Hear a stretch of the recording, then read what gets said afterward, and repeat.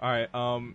So, like, as a senator from New Jersey, what do you think your biggest asset to the country is going to be? I think that I have mediation skills. I have the way of looking at situations, trying to see both sides, and explaining things to sometimes either side in a way that they can understand what the other side is thinking or trying to get at differently than the way that it is typically portrayed. So I refer to that as mediation skills. I think I'm used to win-win solutions. When you're in business, you don't succeed if you make all your customers angry. You have to make your customers happy. You have to find a way that's going to work for both of you.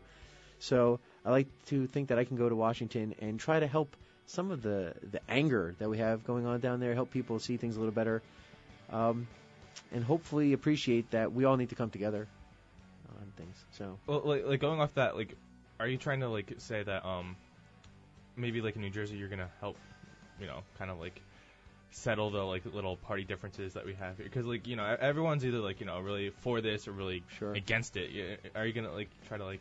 We need to meet in the middle. Yeah, are you gonna be like the bridge maybe? Yeah, I don't know if we should talk about bridges right now, but yeah, that might not be good. Right? Bridges and gates, we'll leave it. Let's leave bridges out of this. Last time we mentioned this whole conversation, but yeah, I like that idea that maybe I can be a connection between everybody. I certainly have my viewpoint. I won't deny that I definitely come from a right of center viewpoint, but I tend to be able to explain things in ways that both parties can understand what's going on, or at least not get too upset. So like in New Jersey, the economy is really bad, like everywhere, not just in New Jersey, but specifically to New Jersey. Sure. How do you like plan on like basically helping New Jersey out of this? Like how do you plan on helping New Jersey's economy when you're a U.S. senator? Well, my number one focus is going to be on jobs and the economy. That's where we're suffering, right? Good. New Jersey has high unemployment, and do you know that the way you fight unemployment is you make people jobs, right? You make jobs for people. You get them to work. People want to work. That's why I talk about believing that people can succeed. I know that people want to work. People don't want to sit home and do nothing. Well, if you're paying attention to Senator Booker, just last week he was down in Bridgeton, and he gave a speech about extending unemployment benefits. So instead of we're going to help you get jobs, we're going to help you stay away from working longer. See, exactly, and that's the problem, because people say, why should I work? I'm getting all this money just sent to me, and then we're not stimulating the economy. We're not getting things moving. And exactly. We all need to work together on this. It's not just, let's just, blame this politician or this guy doesn't care about me. It's partly us, too. We're all part of this community, Correct. We're all in it together, and that's where small business also is a big factor. And obviously, I have that background. I don't believe that any of the other people that are talking about running, or obviously Senator Booker, have been in my shoes.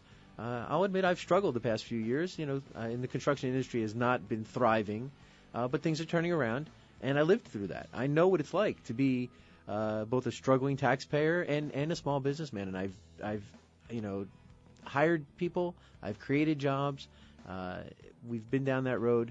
I know what it takes. Now, how is like your business experiences going to help you in areas of foreign policy? Okay, so let's think about that. So foreign policy, I typically will mention that as a regional business person, we do cover the whole state of New Jersey. We get into New York and Pennsylvania, and even down to Washington and Maryland sometimes, and Virginia. But we don't get to Canada even, or Mexico, let alone going out to Europe, China, or Africa, or anywhere else. I hope I didn't forget to mention anybody important. So my foreign policy experience directly is minimal. How my business experience can translate to dealing with foreign affairs, which I do have passionate principles that I'd love to apply, and one of the reasons that I find the Senate attractive is that federal level of interaction with other countries, is that other countries are just like things you deal with in business. They're either partners that you're working with, they're vendors that you're procuring things from, whether it's actual assets that you're procuring, or it could be deals that you're negotiating for other purposes, or they're competitors.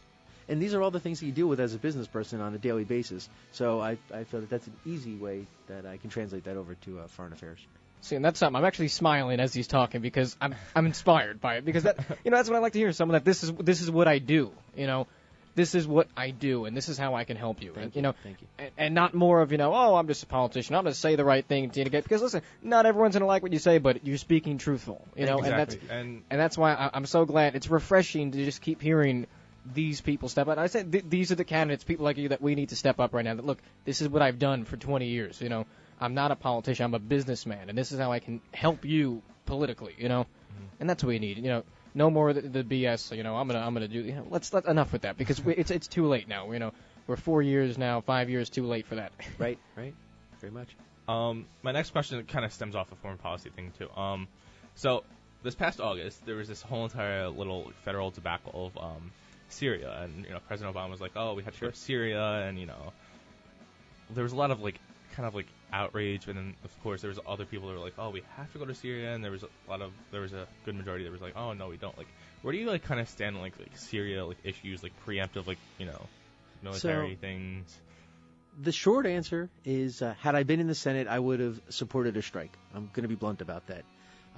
However, I think that we need to look at the bigger picture here, is that I believe our president dropped the ball. He backed himself into a corner, and there was no other way out. And that's where the problem really lies. The foreign policy in that area just was not well designed. There was no long-term thinking on it, and a lot of the actions that were taken, the repercussions suddenly came up, and here we were stuck. What do?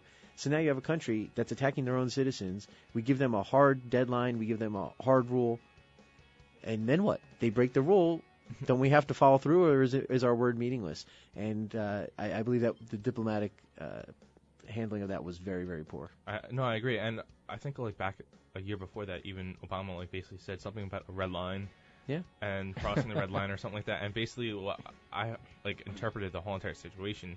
I only basically crossed the red line and nothing.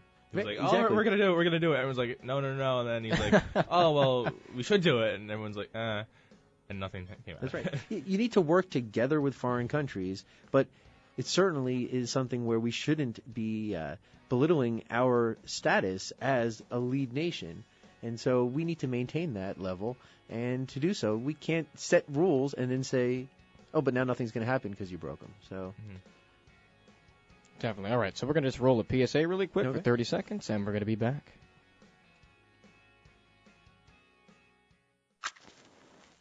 My name is Joe. I've been an addicted smoker for 40 years now, and I have lung cancer. My mother always told me I should quit, but I never listened to her. I suggest you quit before it's too late. You still have time to save your life, 'cause when it comes to smoking, as Sweet Brown would say, Ain't nobody got time for that.